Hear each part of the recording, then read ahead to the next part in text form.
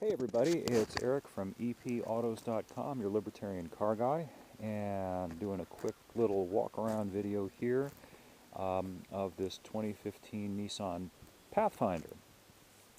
Some of you might recall that the Pathfinder used to be based on a truck type layout and was what they call a real SUV with a real four-wheel drive system, and since 2012 it's been transformed into a crossover SUV based on a front-wheel drive layout.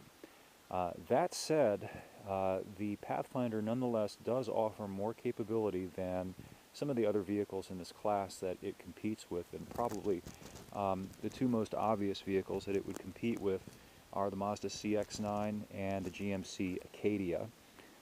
They're also 3 rows, and they're pretty large. Actually, both of them are slightly larger. Well, the Mazda is slightly larger, the GMC is a lot larger and a lot heavier, by about 600 pounds, if you can believe that, than the Nissan. And they're both available with all-wheel drive. But let me show you something that's different about the Pathfinder. Come in here. It too is available with an all-wheel drive system, but Nissan characterizes it as four-wheel drive. You can see there the little knob on the console, and that actually does have some significance. That's not all just marketing cheesiness. It has a, you can see that, four-wheel drive lock mode, technically all-wheel drive lock, but let's skip the semantics.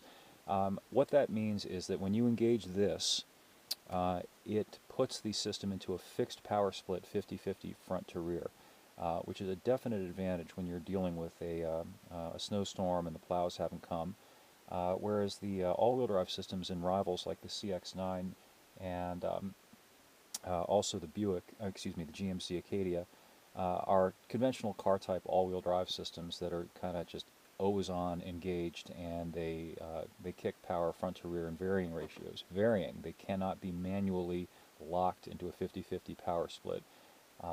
So that's one thing that this vehicle offers that none of the other two, the other two do not. Something else that's kind of neat, you might notice here too, you can manually engage what Nissan calls two-wheel drive, which is really front-wheel drive. So you can put this system into front-wheel drive mode so that all the power just goes to the front wheels. And that would potentially save you some gas as well as some wear and tear. The rival models, again, are just set and forget. If you buy all-wheel drive, there's really no controls. You are in all-wheel drive all the time, and that's it. And not surprisingly, both of those get significantly worse gas mileage than this thing does. This gets the class best mileage by about 3 or 4 miles per gallon overall. What else did I want to show you?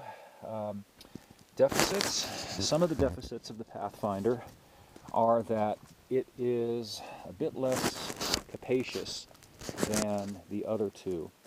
It has a lot of room. It just doesn't have quite as much room as, come on big boy. I don't like these automatic door opening things. This is something I really hate. Safety! Safety! See, if you want to just manually throw the thing up, it fights you. I hate that. That's not something that's unique to Nissans, though. That's just something that a lot of these crossover SUVs have. You have to push this button, and then it kind of creeps forward, and then it creeps up. So, you know, it's like you're on 80-year-old person time trying to get in and get out. You can't just throw the thing up, put your stuff in, and go. Anyway, sorry for that segue. Here you can see the cargo area, which is pretty decent, and you can slide the second row forward, and they fold down, and they recline, so you actually can make a lot of use of the space in here. It's not by any means tiny. However, the Mazda does have more, and the GMC Acadia has a lot more. So if you need a bit more room, those two models might suit better than this one. On the other hand, here it goes, safety, beep, beep, beep. On the other hand, the overall dimensions of this Pathfinder are less, a lot less than the Acadia, and several inches less than the Mazda. And in a very real way, that makes this Nissan more maneuverable, more cul-de-sac friendly, more shopping mall parking lot friendly. The Mazda is considered to be the sportier of the three, and it is overall. It handles with a bit more athleticism, but its turning radius, turning circle, is only slightly less than this, and when you factor in the additional 3-something inches of length, it's really quite a toss-up. the main advantage that both of those two, the CX-9 and the GMC Acadia, have over the Pathfinder is that they both got stronger engines. The Mazda's got 273 horsepower. This one has 260 horsepower. They all have V6s. It's not that it's slow. The Pathfinder takes about 8 seconds or so, depending on whether you go with the front-wheel drive or the all-wheel drive, to get to 60. It's just that the Mazda's quicker by about half to 3/4 of a second. You know, it's a significant difference. It's not huge, but it is a significant difference. Still, overall, I like this thing. It's a way for people who do need a 3-row, 7-passenger capable vehicle, and who desperately do not want a minivan, and who also don't need all of the stuff that comes with an SUV, to get into a vehicle that meets those kinds of needs. Does a pretty good job of doing all of that. It's also manageably affordable. The base trim is just under $30,000, and if you get it with the optional all-wheel drive system, it's about $31,000.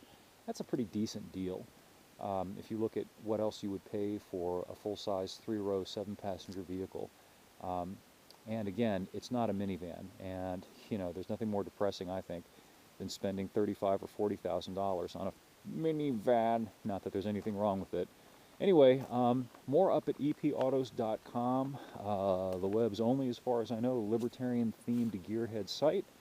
And I thank you for viewing, and we'll catch up with you next time.